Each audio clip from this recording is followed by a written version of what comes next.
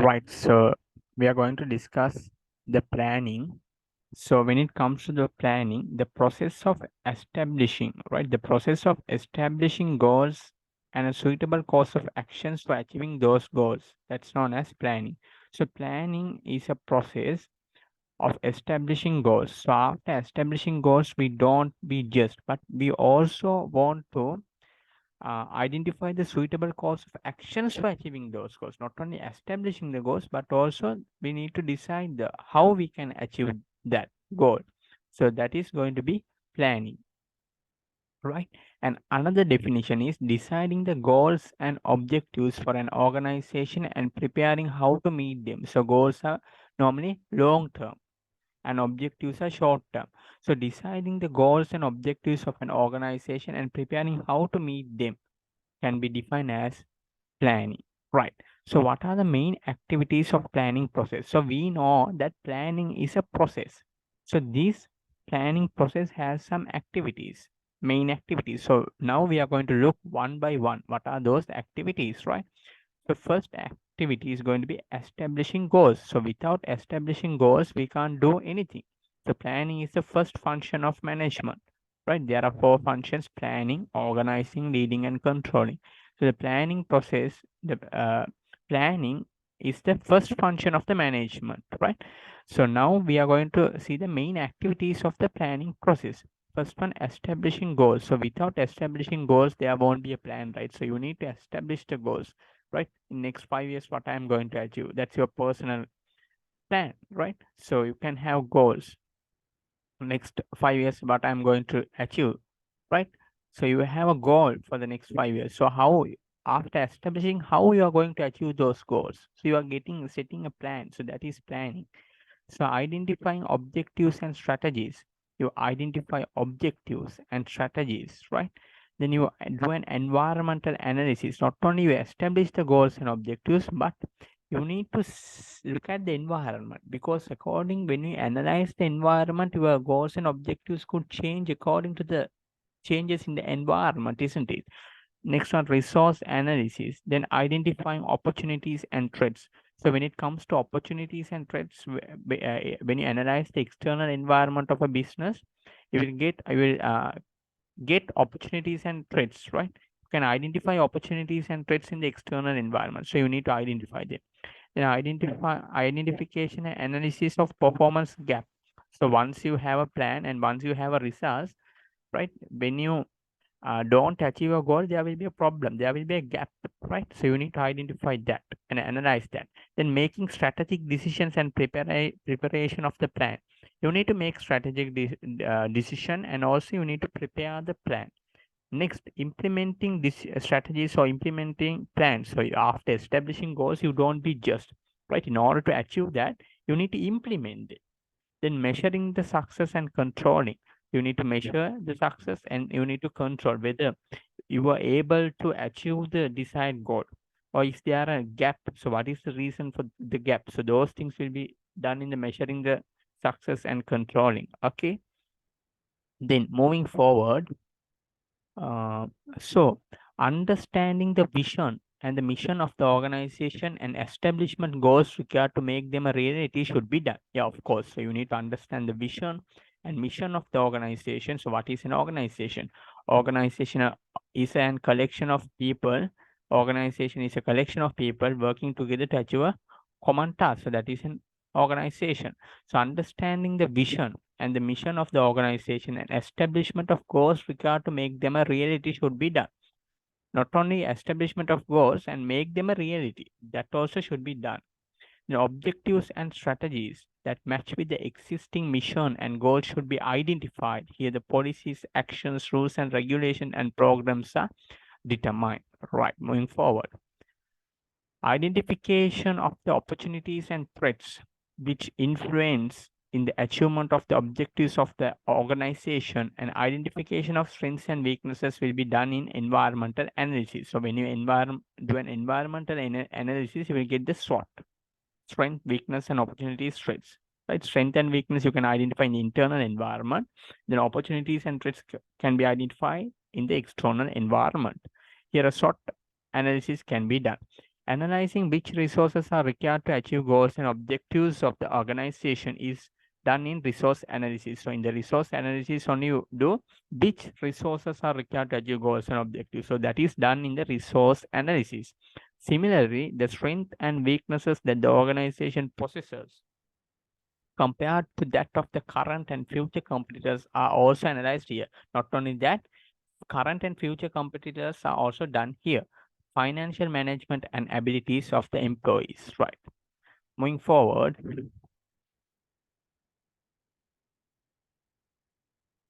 so after doing the environmental analysis and the resource analysis, identification of opportunities clearly. If you ask me why we need to identify the opportunities clearly, then only we can utilize them, make use of them, isn't it?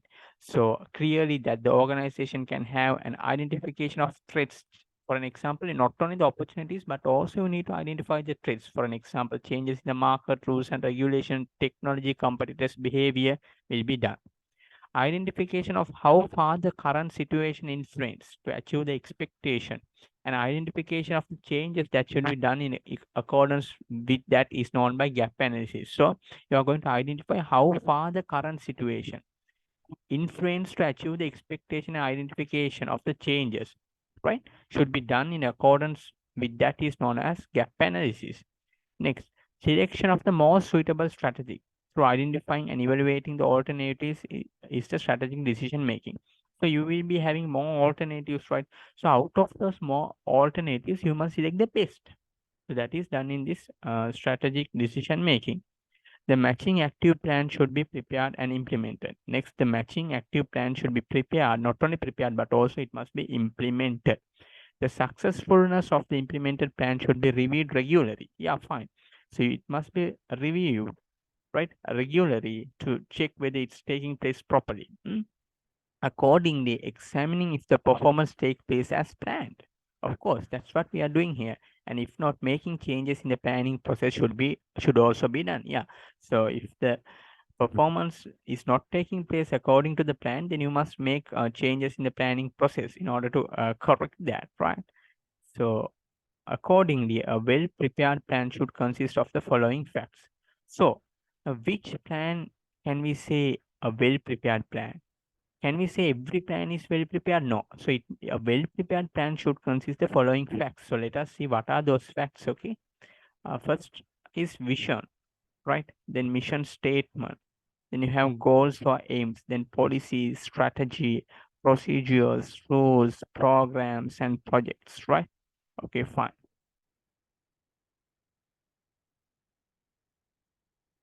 The above facts are also called business expectations. So above facts which were we discussed just now before are also called business expectations. So now we are going to look into what are these facts one by one.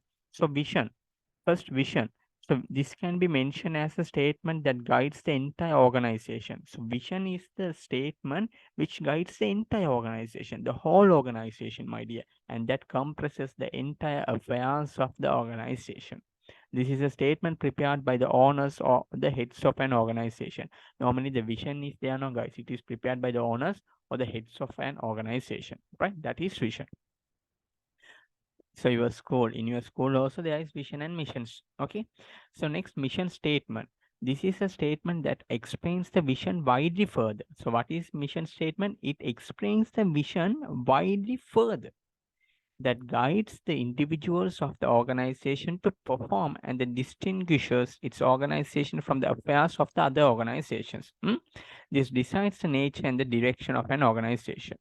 So, a mission statement answers the following questions. So, what are the questions that the mission statement is going to answer? Why does an organization exist? So, it is going to answer the question, why does an organization exist? Right? Why? The next one is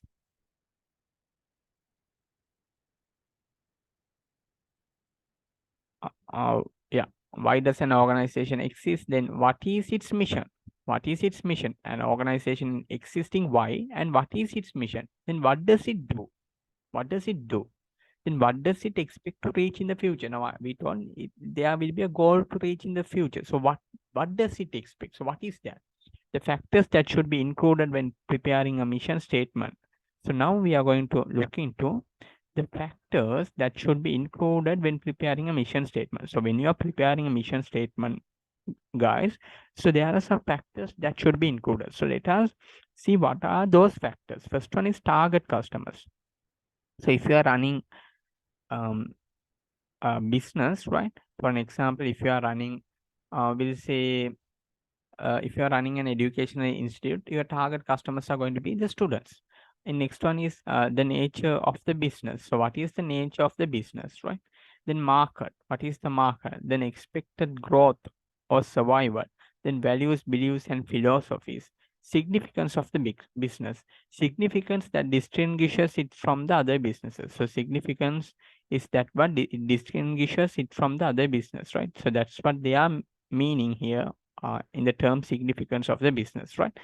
Then public image. Public image, right? So a mission statement answers the following question. We saw them. Then the factors that should be considered included when preparing a mission statement we discussed, right? Then public image, social. So when it comes, right, public image, right? Social and environmental friendliness, employees, technology, news. So those things are considered. Now let us see what are these goals, right? Let us see what are these goals. The goals, the prospections that an organization expects to fulfill in the long run. In the long run, guys, it's a long term. That is known as goals. The goals further explains the vision and the stated mission, and also the goals further explain the vision and the stated mission. So simply, goals means the long term, right? And long term, right? And also the goals further explains the vision and the stated mission. Then we look into objectives. So short-term prospections that are expected to be fulfilled is known as objectives. That means short-term expectations are there. That is basically called as the objectives. The objectives are revealed as quantitative measures in connection with time. So there are some characteristic of business objectives. Now, if this now there are some characteristics, guys, of business objectives. So let us look into what are those characteristics of business, right? Of a business. So first one is specific. The objective must be specific, guys, and it must be measurable. It must be measurable. Then it must be achievable. If you are setting an objective which cannot be achieved, then it is not coming falling under the SMART, because it's not an characteristic of a business objective. So it must be achievable and it must be realistic, not dreaming expectations. It must be achievable and it must be realistic. Next one, it must be time bounded. Time bounded means within a time frame it must be achievable, right? Next, we are looking into policies. The indexes that guide the way of conducting affairs when achieving the established goals and objectives are known as policies. So these policies are the indexes that guide the way of conducting affairs when achieving the established goals and objectives are there, guys. That is called as policies. Next, strategy. So strategy means the strategies point out what should be done to realize vision, mission, goals, and objectives. Now, in order to realize vision, mission, goals, and objectives, now it's not a magic, right? It doesn't be done just magically, right? There must be some strategic points of what should be done to make it realized vision, make it achievable, realize vision, mission, goals, and objectives. So that is called as strategy. The strategies point out what should be done to realize vision, mission, goals, and objectives. So what should be done is spoken under this strategy. Okay. Then moving forward, procedures. Now, when it comes to these procedures, right, a set of steps established to follow for the fulfillment of a certain task can be introduced as procedures. That means when you are achieving something, you have a set of steps you need to follow for the fulfillment of a certain task. That is called procedures, guys. This follows the way of doing things that are established through policies in a specified manner, right? So you have some steps in the procedures. First you do this, next you do this. That is called procedures. Next, rules. So this is an index prepared to explain the things to be done and not to be done specifically when fulfilling a task. So normally rules means that no, you do this right, right. If you do that wrong, right. So this is an index prepared to explain the things to be done and not to be done specifically when fulfilling a task, right. Then next one, program. This is an explanation, right? Program is an explanation of the resources required for a specific task and the way of employing them through dividing them into main and subsections is there. No, guys, that is going to be program. That means explanation of the resources required. They're speaking about the resources required for a specific task, and the way of employing them. So they are speaking about explanation of the resources for a specific task and the way. Also, they are speaking about the way of employing them through dividing them into main and subsections. So that's going to come under program. Next, projects. So when it comes to the projects, here they're speaking about this is a task with a specific beginning and an end. So here they are speaking about a specific beginning and an end. When it comes to project, they are speaking about a specific beginning at the same time and an end. Prepared for solving a specific problem or issue. So following principles should be followed in preparing plans. So there are some principles that should you follow when you are preparing plans. So we'll see what are those. They should be based on clearly stated goals and objectives. Yeah, those must be, guys, be clearly stated goals and objectives, right? And specific time duration. There must be specific time duration, 1 month or 2 months, like that. And practicability, whether can we apply this practically. Then flexible, whether it is flexible, easy to understand by employees of every level. That means employees are there, no, maybe the employees are top level, middle level, or low level, or maybe subordinate. It doesn't matter whether they are able to whether easy to understand by employees of every level. That should be considered. Then priority, prepared prior to the other managerial functions in an integrated manner. So this is prepared prior to other managerial function in an integrated manner. That's what they are meaning here with the term priority. Next one, participation and commitment of managers of every level as required. So that is also one principle that you should be followed in preparing plans, right? Moving forward, and also there is one remaining, efficiency. So that is ability to gain advantage over cost, right? So now let us see what are the importance of planning, right?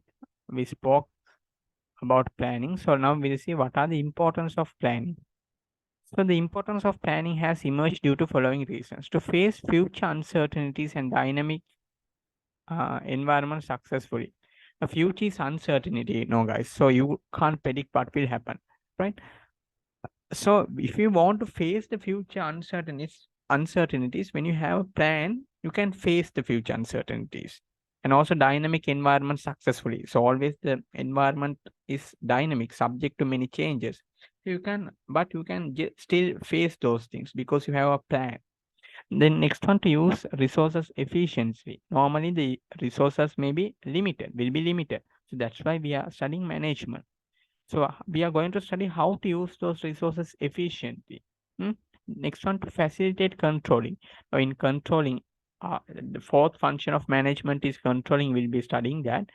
So controlling, what happens, you are going to compare the actual performance with the planned performance. So in order to compare the actual performance with the planned performance, you must have planned something, isn't it? Then only you can compare it with the actual performance. Therefore, to facilitate the controlling, you need planning. So in other words, without planning, there is no controlling. Okay.